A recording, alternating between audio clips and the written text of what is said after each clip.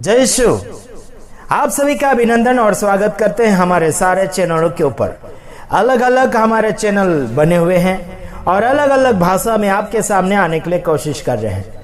हालांकि आपको समझाने के लिए हम कोशिश करते चले जा रहे हैं। तो आइए हम लगातार सुनते चले आ रहे हैं, उसके बारे में थोड़ा कुछ चर्चा करेंगे, उसके बाद में हम आगे की ओर बढ़ते चले जाएंगे। हालांकि इन दिनों में लोग उपास के ऊपर उपास रखते चले जा रहे हैं और कई लोगों को पूछताछ किया जा रहा है, उपास रहोगे या न रहोगे। कई लोगों को दबाव दिया जा रहा है और कई लोगों को उसमें नीचा भी दिखाया जा रहा है। क्यों? क्योंकि जो कोई उपास नहीं करता वो परमेश्वर से जुड़ा हुआ नहीं है, कुछ लोगों का कहना है। हालांकि आपको बताना चाहता हूं, किसी को जोर जबरदस्ती नहीं है उपास रहने के लिए, और किसी को धमकाए मत और किसी को डराए मत। इसी में आप सबका भला होगा और आप सबका विकास होगा। मैं आपको बताना चाहता हूं मत्ती 16 का 6 अध्याय उसका। आइए देखते हैं उपास के बारे में कुछ ऐसी बातें हैं, और आप उपास रखो या न रखो, आपको कोई भी स्वर्ग जाने से रोक नहीं सकता। हालांकि आपकी परिस्थितियां बदल सकते हैं, आप उपास में रहकर कुछ हासिल कर सकते हैं, लेकिन उसमें कोई जबरदस्ती नहीं है। ठीक है मेरे भाइयों बहनों, और आपको उसमें धार्मिकता हासिल नहीं होगी। कुछ लोगों ने कहा कि उपास रहना ये आज्ञा है। हालांकि मैं कहना चाहता यहाँ पर क्या लिखा आपको बताना चाहूंगा। आने वाले दिनों में उपास का सारा विषय मैं कुछ वचनों के साथ लेकर आऊंगा। आइए देखते हैं।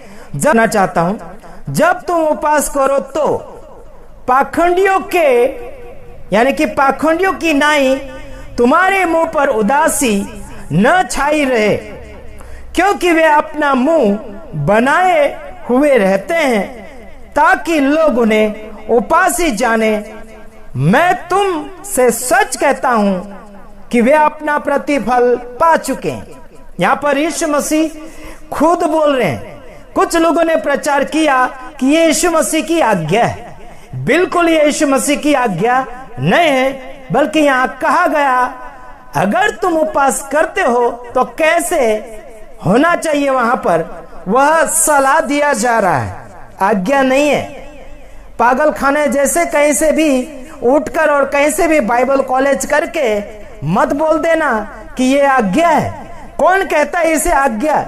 ये आज्ञा नहीं, यहाँ पर सलाह दिया गया है।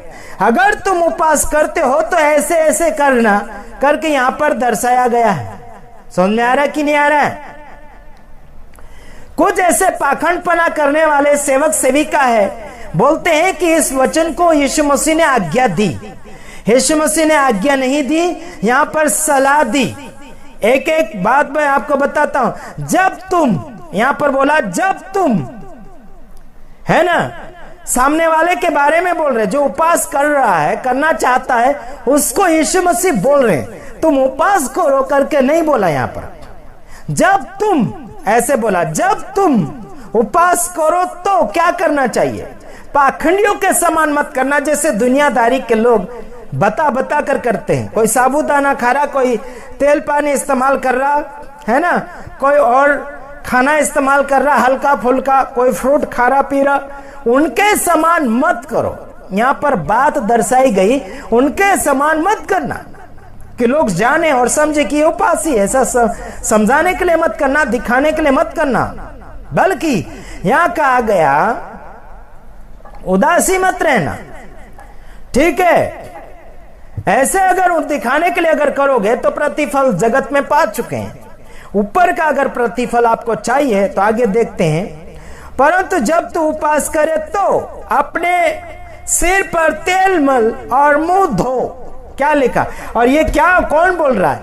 यीशु मसीह खुद बोल रहे हैं कि जब तुम करो, ऐसे नहीं बोला तुम उपास करो, ऐसे नहीं बोला इस वचन में। जब तुम उपास करो तो क्या करो? अपने सिर के ऊपर क्या करो? तेल मोलो, ऐसे कहा गया। आज्ञा नहीं है, यह आज्ञा नहीं है यारो कि तुम उपवास करो करके नहीं बोला, जब तुम करो तब बोला। सलाह दी गई कि ऐसे ऐसे करना करके, है ना। जब तुम उपवास करते हो तो ऐसे ऐसे करना। क्या क्या करना? तेल लगाने की बात आ रही है। और आगे लिखा 18 में, ताकि लोग नहीं परंतु तेरा पिता जो गुप्त में है तुझे उपासी जाने। इस दशा में तेरा पिता जो गुप्त में देखता है तुझे उपासी, यानी कि तुझे प्रतिफल देगा। देखो, गुप्त में उपवास रखने वाली बातचीत हो रही है यहाँ पर। जो गुप्त में आपका पिता यानी परमेश्वर जो देख रहा है, वो आपको गुप्त में प्रतिफल आपको देने तैयार है। हेलो, समझ में आ रहा कि नहीं आ रहा? और कुछ लोगों का कहना है पुराने नियम से लेकर और नए नियम से लेकर कहने में आता है कि आज्ञा दी गई है, आपकी आज्ञा आपके पास रखो। यीशु मसीह ने जो बोला सो बोला। ठीक है मेरे भाइयों बहनों, आगे पीछे के वचन देखना पड़ता है। जैसे कि मत्ती 28, 18, 19, 20 में कहा गया वो जगत के अंत तक साथ में है। अगर वो साथ में है तो ये वचन पहले कहे गए, वो अलग बात है, और वो वचन बाद में कहे गए। मतलब कई जगह तो उपवास रखने की बात ही नहीं आती है। अगर आप पर्सनल कर रहे हैं वो अलग बात है, अगर आप उपवास साफ सुथरा कर रहे हैं वो ठीक बात है, लेकिन मिलावट करते हुए, चाय पानी पीते हुए आप कर रहे हैं और अलग रीति से उसमें कामकाज भी कर रहे हैं, तो हम पक्का विरोधी है। अगर कोई बोलता है कि हम झूठा सिखा रहे हैं, फ्रॉड सिखा रहे हैं, तो सामने वाले की भी गलती है। वह पक्का शैतान का बेटा है जो हमारे संदेश को सुनते हुए फ्रॉड कहते हैं और हमारे संदेश को सुनते हुए इशारे के साथ समाचार देते हैं। वो केवल अंधे हैं और बस बाइबल कॉलेज का सिखा हुआ सामने की ओर ला रहे हैं। बाइबल कॉलेज का शिक्षण हमें बिल्कुल पसंद नहीं है। बाइबल कॉलेज में गिना चुना वचन सिखाया जाता है, छाटा छूटा सिखाया जाता है। तो ध्यान दीजिएगा, उपवास रहना कोई जरूरी नहीं है। ठीक है, आपकी आत्मा यानी कि आपका आत्मा, पवित्र आत्मा आपके अंदर है, वो आपको क्या अगुवाई करते हैं वो अगुवाई के अनुसार कीजिए। हालांकि जोर जबरदस्ती बिल्कुल नहीं है। अतलों को साफ करना जबरदस्ती बिल्कुल गलत है, और मन साफ सुथरा नहीं है तो आपको पवित्र आत्मा किस रीति से हैंडलिंग कर पाएगा। आपको कहना चाहता हूं, पवित्र आत्मा अगर आपको लगातार परमेश्वर के वचन में लेते चला जा रहा है तो आपको उपवास में भी रुकने की आवश्यकता नहीं है। मांगने से पहले पिता परमेश्वर जानता है कि आपको क्या क्या आवश्यकता है। इसमें कोई रोक टोक वाली बात नहीं है। तो आइए आपको मैं इतना ही समझाता हूं कि कोई जबरदस्ती यहाँ पर नहीं किया गया और आपको सलाह दिया गया। इसमें यीशु मसीह खुद बोल रहे हैं कि आप अगर उपवास करते हो तो ऐसे ऐसे करना। नियम वहां पर कुछ दर्शाया गया है, लोगों को दिखाने के लिए बिल्कुल ना करें, वरना तुम आज्ञा में ही बंधे हुए बंधन में रहते चले जाओगे। यीशु मसीह ने सारी बातों से आजाद किया है। क्या इस बातों से भी क्या उसने आजाद नहीं किया? यीशु ने कोई भी प्रकार के ऐसे गुलामी में रखने के लिए कोई भी आदेश नहीं दिया गया है। तो आइए हम आगे की ओर बढ़ते हैं और हम आपको इतना बताना चाहते हैं, किसी के भी बंधन में रहकर, किसी गुरु के बंधन में रहकर ऐसा बिल्कुल नहीं करना है। किसी संस्था या फिर बाइबल कॉलेज के टीचरों के ऊपर ध्यान देते हुए अपने जीवन को बिगाड़ने के लिए बिल्कुल कोशिश ना करें।